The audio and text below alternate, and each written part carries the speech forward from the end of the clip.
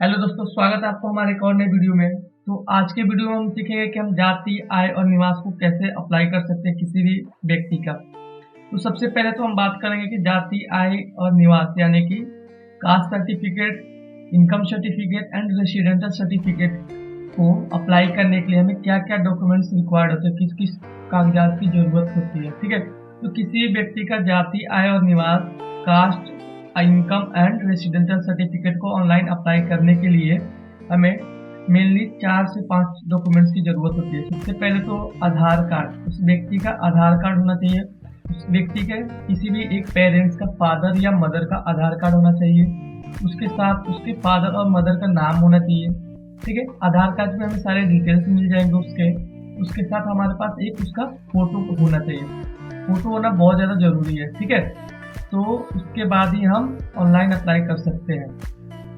तो जब हमारे पास ये सारे डॉक्यूमेंट्स अवेलेबल हो जाएंगे तो हम उसको स्कैन करके एक पीडीएफ बना लेंगे। फोटो का एक जेपीजी स्कैन करेंगे। ठीक है, और जो भी डॉक्यूमेंट्स हमें मिलेगा, आधार कार्ड और उसके पेरेंट्स का आधार कार्ड और उस व्यक्ति का आधार कार्ड को हम एक पीडीएफ बना लेंगे। ठीक है, स्कैन करके, और उस डॉक्यूमेंट्स को, आधार कार्ड को और फोटो को हम अपने स्क्रीन कंप्यूटर में या फिर अपने मोबाइल में एक फोल्डर बना के जेपीजी फॉर्मेट में आधार कार्ड फोटो रहेगा और पीडीएफ फॉर्मेट में आपका आधार कार्ड रहेगा। तो उसको हम रख लेंगे। उसके बाद से हम अपने जो भी हमारा, जैसे कि अगर आप कंप्यूटर पे अगर काम कर रहे हो तो कंप्यूटर पे अपने क्रोम पे या फिर फ़ोन में काम कर रहे हो तो अपने फ़ोन में क्रोम पे जा करके आप सिंपली सर्च करोगे। जैसे कि अगर बिहार का है तो बिहार का आप है आरटीपीएस। ठीक है, तो सिंपली सर्च करोगे आरटीपीएस आरटीपीएस बिहार सर्च करोगे। ठीक है, उसके बाद से आपको होगा सर्विस प्लस का जो सेकेंड आरटीपीएस 2 जो है वो ओपन करना होगा। तो ये सेकेंड लिंक है आरटीपीएस 2, इसको ओपन करना होगा। जब आप इसको ओपन करोगे आरटीपीएस 2, तो उसके बाद से आपको यहाँ पर बहुत सारे सर्विसेज खुल जाएंगे, जो कि सर्विस प्लस जो है वो सर्विस प्लस ऑनलाइन जो है वो प्रोवाइड करता है, जहाँ पे हमारा जाति, आय, निवास यानी कि caste certificate, residential certificate and income certificate, साथ में हमारे पास क्रीमी लेयर जो कि सेंट्रल गवर्नमेंट और स्टेट गवर्नमेंट वो भी यहाँ पर होता है। ये हम यहाँ पर देखेंगे जनरल एडमिनिस्ट्रेशन डिपार्टमेंट। तो इसमें हमारा क्या क्या सर्टिफिकेट इशू होता है, issuance of residential certificate, issuance of caste certificate, यहाँ पे ये आय कास्ट आय।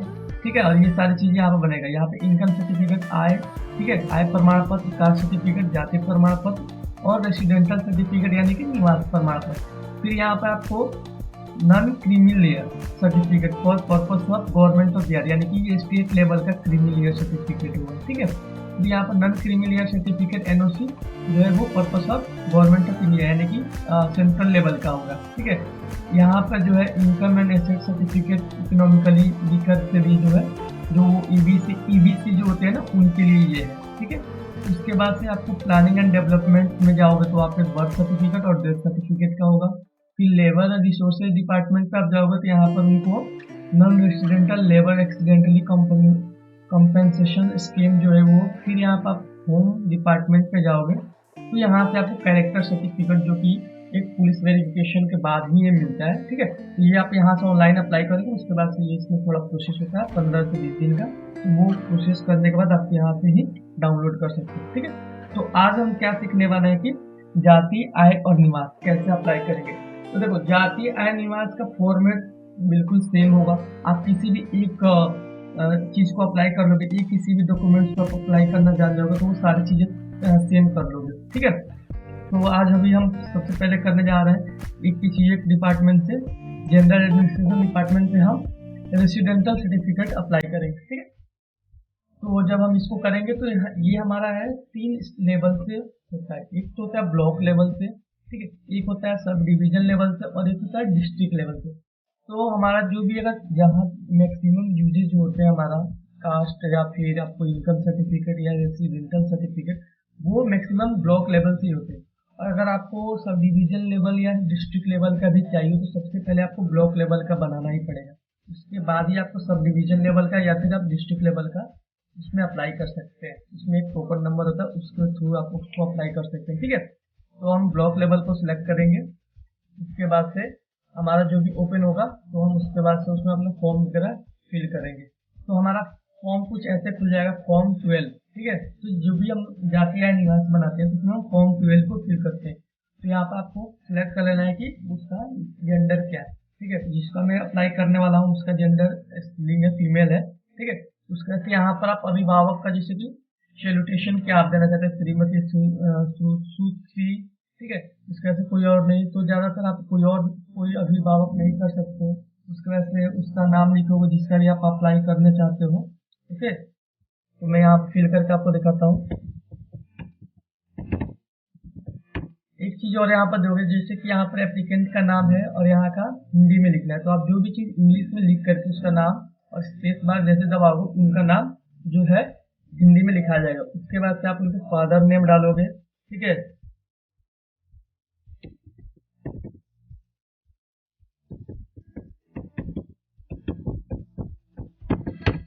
तो ऐसे करके आप वो सारी चीजें भर सकते हो, ठीक है। तो मैं आपको मिलता हूँ फॉर्म को फिल करके। तो जब आप यहाँ पर उनका पूरा डिटेल्स डाल दोगे, उनका father name, mother name, husband name और mobile number and email ID, उसके बाद से यहाँ पर उनका एड्रेस सिलेक्ट करना होगा, ठीक है।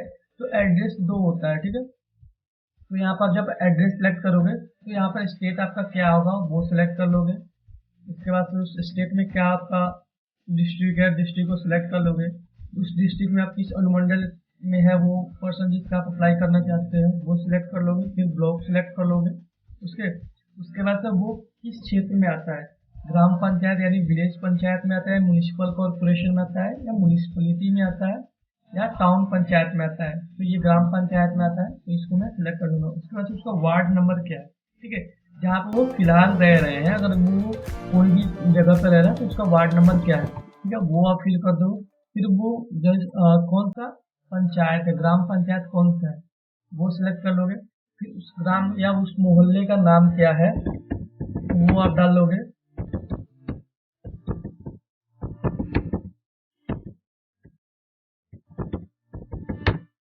उसके बाद से वो पोस्ट ऑफिस का नाम डालोगे।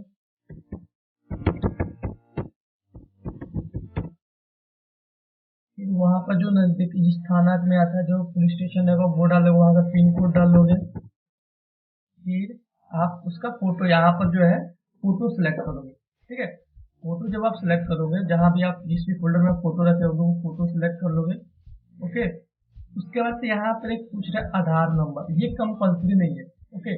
जहाँ पे आप आधार नंबर है ये कंपल्सरी नहीं है। तो आपको यहाँ पे अगर आप आधार नंबर डालते हो तो इसको वेरीफाई करना पड़ेगा ओटीपी। बहुत सारे लोगों का आधार जो है वो मोबाइल से लिंक नहीं होता है, तो ये कंपल्सरी नहीं होगा। मैं यहाँ पे ये सजेस्ट करूंगा, यहाँ पर आधार नंबर आप नहीं डालोगे, ठीक है। आधार नंबर डालोगे तो आपको ओटीपी यहाँ पर देना पड़ेगा। उसके बाद वो वेरीफाई होगा तब जाके आप आगे का फॉर्म फिल कर पाओगे। तो इसको एज इट इज छोड़ दो।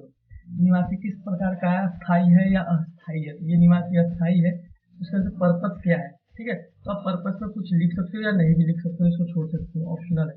फिर यहाँ पर आपको कैप्चा है, तो कैप्चा कोड को आप जब डालोगे उसके बाद से आप आगे बढ़ोगे यहाँ पर प्रोसीड, ओके। फिर यहाँ पे आपको पूछा जाएगा आप नाम वगैरह जो भी आप लिखे हुए वो सही है, ईमेल मोबाइल नंबर सब जांच कर लिए, सेल्फ अटैच कर लिए। उसके बाद से ओके पे आप क्लिक कर दोगे। जब भी आप प्रोसीड के बटन में क्लिक करोगे तो उसके बाद से आपको यहाँ पर एक इसका डेमो आ जाएगा। तो यहाँ पर आप सारी चीजें चेक कर लोगे कि सारी चीजें सही है या नहीं। तो मैं जल्दी से चेक करके आपको आगे मिलता हूँ। जैसा कि मैंने यहाँ पर सारी चीज चेक कर लिया, मेरा सभी चीज सही है, ठीक है। जितना भी चीज मैं फिल किया हूँ सारी चीज सही है मेरा। अगर आपको कुछ भी चीज गलत होता है, यहाँ पर एडिट के बटन एक को दिया हुआ है, तो एडिट पे आप क्लिक करके वो सारी चीजों को फिर से चेक कर सकते हो और जो भी गलत होगा उसको सही कर सकते हो। करेक्ट करने के बाद आप अटैच एनेक्सियर कर सकते हो, ठीक है। उसके बाद से जब हम डॉक्यूमेंट वाले सेक्शन पे आएंगे तो यहाँ पर हम सिलेक्ट करेंगे जितना भी हमारे पास जो भी डॉक्यूमेंट्स होगा। तो ज़्यादातर हम जैसे हमारे पास है आधार कार्ड, तो हम अभी आधार कार्ड सिलेक्ट करेंगे, ठीक है। उसके बाद से आप आधार कार्ड को जो भी उसके पेरेंट्स और उसका आधार कार्ड को आप जो पीडीएफ बना करके जहाँ भी रखे हुए हो वहाँ से ये चूज फाइल से या फिर डायरेक्ट यहाँ से आप स्कैन भी कर सकते हो अगर आपके पास स्कैनर है तो, ठीक है। तो यहाँ से आप चूज फाइल करोगे, ओके। उसके बाद चूज फाइल करने के बाद जहाँ भी आप उसका डॉक्यूमेंट रखे हो वो करने के बाद यहाँ पर सेव एंड एक्श्योर कर दोगे, ओके। फिर यहाँ पे जैसे आप करोगे तो आपका जो रिसीविंग है वो जनरेट हो जाने के लिए तैयार हो जाएगा। यहाँ पे आपका जो डॉक्यूमेंट्स आप भी किए हुए हो वो आप यहाँ से देख सकते हो।